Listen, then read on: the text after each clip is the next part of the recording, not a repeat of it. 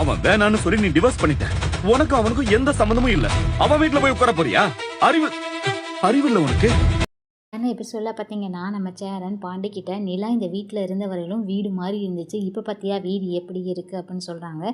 நிலாவோட அப்பா கிட்ட நம்ம நிலாவுக்கும் சோழனுக்கும் எப்படி கல்யாணம் நடந்துச்சு அப்படிங்கிற எல்லா உண்மையுமே நான் சொல்லிட்டேன்னு சொன்னோடனே பாண்டி நீ எதுக்குன்னே சொன்ன அப்படின்னு திட்டுறாங்க சேரனை.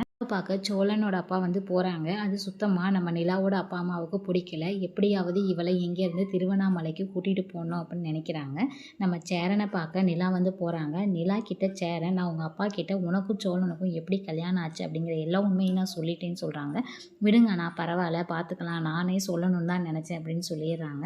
அடுத்து பார்த்திங்கன்னா நம்ம நிலா கிட்ட அவங்க அப்பா வா நம்ம திருவண்ணாமலை போகலாம் அப்படின்னு சொல்லி கூப்பிட்றாங்க. நான் வரல, எனக்கு இங்கே ஒர்க் இருக்குது, நான் வரமாட்டேன் அப்படின்னு சொல்கிறாங்க. உன்னை தனியாக விட்டுட்டு நான் எப்படி போக முடியும் அப்படின்னு அவங்க அம்மா கேட்குறாங்க.